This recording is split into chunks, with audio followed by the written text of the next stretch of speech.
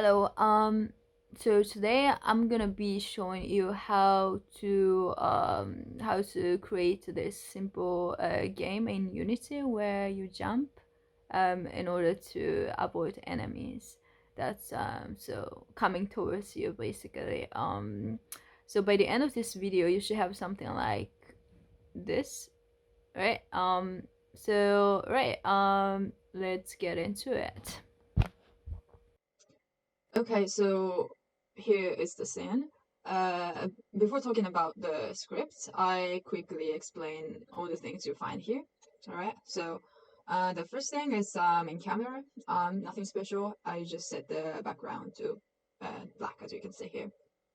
Okay, and the second thing is the ground. So basically for this game, I just used one, two, three, four, right? Four sprites, and that's the ground. And it has box collider 2D, and just to make sure that set this collider where you want to collide with, right? And also make a new tag called ground, and just assign it to it, right? And the second thing is the player, and it's this circle thing here. It's got circle collider since it's circle, and yeah, and also attach the rigid body today, because we are using physics, right? And then this gravity scale I set to 2, but you could leave it 1. I just found it more. I like this move more. That's why. But you can definitely play around with that. So right, and it has a player movement script attached. Attached. I'll get into that later.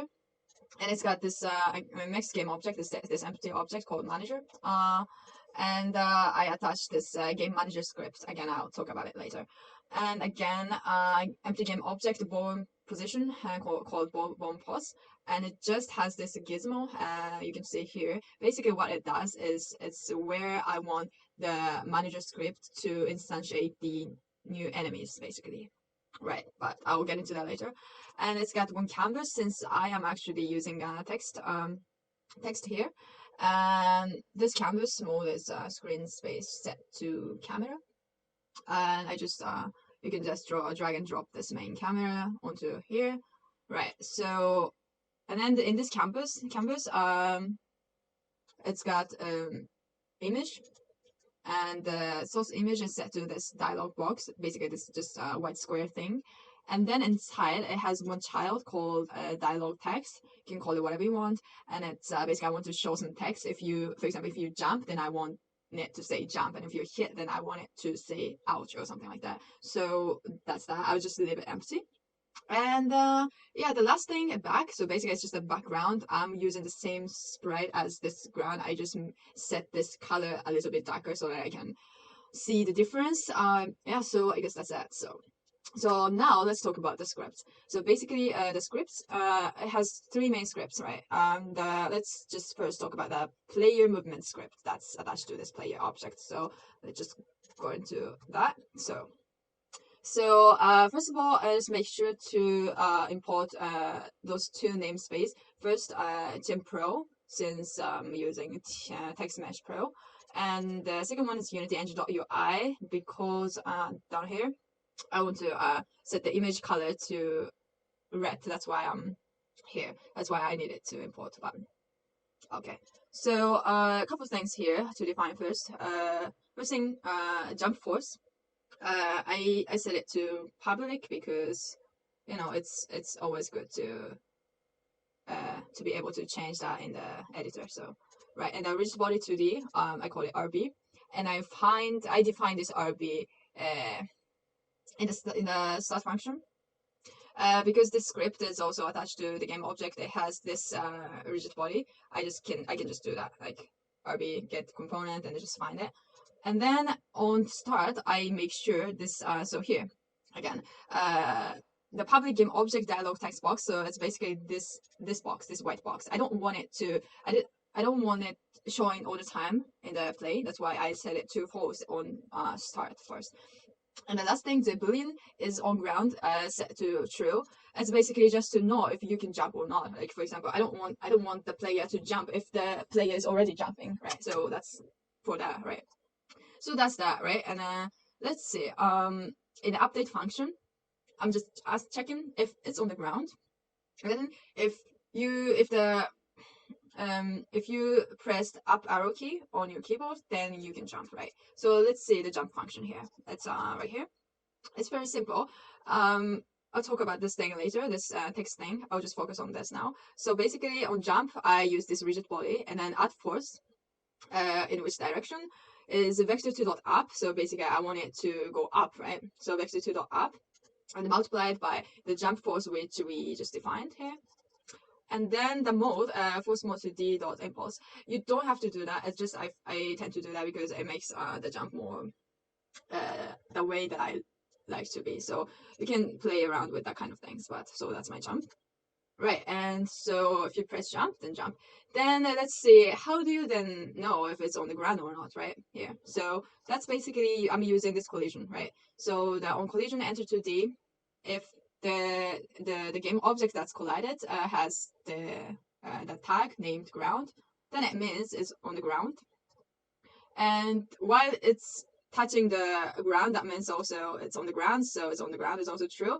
And then if you exit the collision with the game object with the tag ground, that means you are no longer on the ground, then it's set to false, right? So remember this tag we just set in the ground here, right there, right? That's it. And so right, that was it. And the last thing, this text thing, right? So right, I just wanted to know if it's jumping or if it's hitting the enemy, right? So that's I just show when the player is jumping, then I show jump, right? And this enumerator thing, it's just basically I just wanted to wait a little bit before this text that I want to show disappears. That's why I'm using enumerator. So right, let's do it. So here, show text, it has two arguments to take. First, string text. So the text is basically the text that I want to show, right? And this integer type, I just did that in order to differentiate if it's jumping or if it's hitting the enemy. Because, so if it's 0, that means it's hitting the enemy, right? And that's why, and then if it's so, then I wanted to change the color of the image to red, right? And so first of all, I want to set active this dialog text box, which I disabled on start, remember? Right, so again, this dialog text box is this one, okay? Not the text, but this one.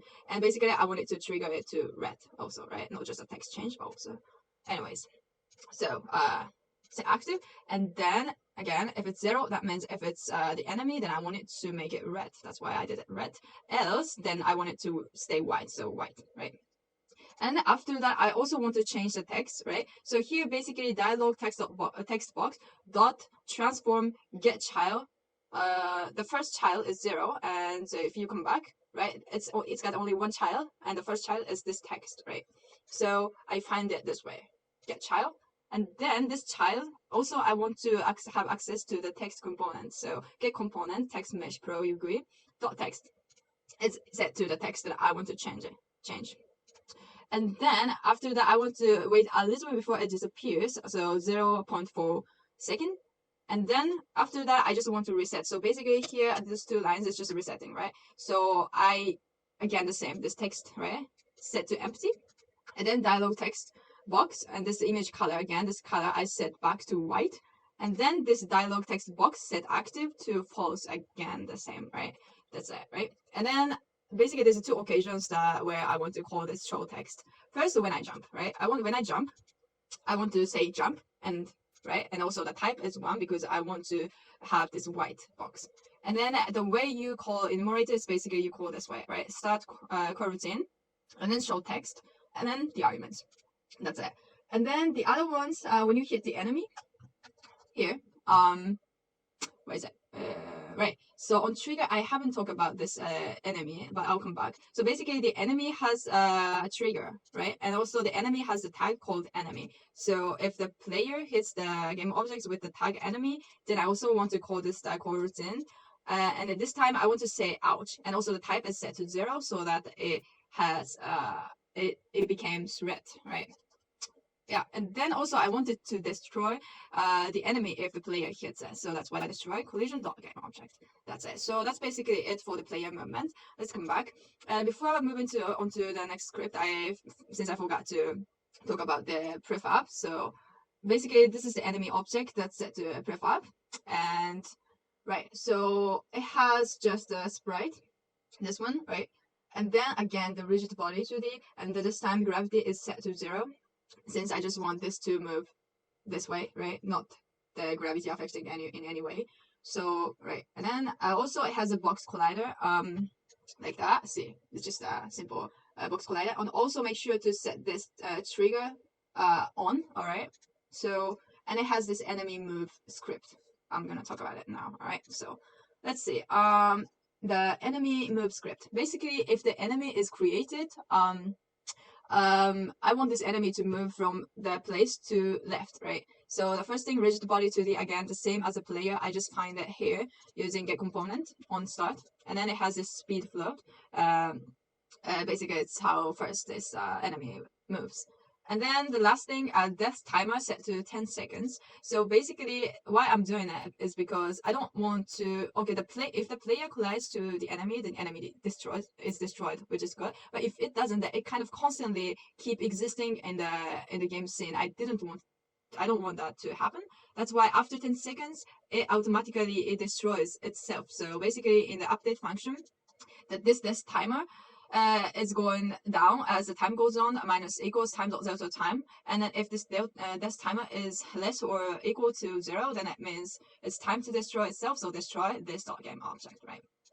And the last thing on the in the fixed update, since it's physics, in the fixed update, RB, so this rigid body dot move position, and then to where it's basically I want to move to left. So vector to dot left at the speed that I want it.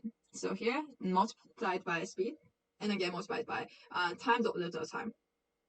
Right. So yeah, that's it. Right. Okay. So that was the enemy move script. Right. So the last thing is this manager script here. This one. So let's go. Right. So basically, this manager script has only one function, which is to create a enemy, right? So basically, so first thing, so timer set to 0. It doesn't have to be set, but anyways, right. And then the enemy game object enemy, which is the prefab that we created, right? And then the last thing is the born position. So basically, it's where this enemy wants to how do you say it? So this born position is basically where we want to instantiate this enemy prefab, right? So on start, as soon as the game starts, I want to create one enemy. That's why I call this create enemy first. So what it does is here, right? This create enemy function. So I'm using instantiate. So instantiate takes 3 arguments at least, right? The first one is the game object. Which game object do you want to instantiate? In this case, this enemy, right? And the second argument is where you want to instantiate. So in this case, I want to instantiate at the born position. So born position dot position, since it's transform. All right, make sure to put position, right? And then the last thing is rotation, basically, and as a quaternion ident, it's just saying that no rotation. All right, just as it is. So that's how you do it. How I did it anyway. And the last thing, I want to instantiate this enemy at the random interval. That's why I make a new timer here, timer and a random dot range, and then basically between those values, this random number will be created. So between 0.3 to 2 seconds, you get a new timer, right? And the last thing in the update function, basically this timer goes less as the time goes on, and if it's less or equal to 0, that means it's time to create a new enemy. So you create that, right? So that is it, right? Let's come back and just again set the attach all the scripts, right? So the manager need to have 2 things, right? So the enemy prefabs, just make sure to drag and drop it right there, right? And then also the born position, right? It's again here. So just do the same thing, right? And then it should be fine. And I guess that is it, right? And also the player movement needs to have some jump force, and I set this jump force to 10 in this case. And then dialogue text box, right? I also drag and drop it right there, right? And right, that's it, right? And then this enemy speed I set to 10 as well, all right? So let's just play it, right? And then like that, right? And if you hit, then it's red and it says out and something like that. It's yeah, so it works just fine. And of course, you can do all the things with that. So that's it, right?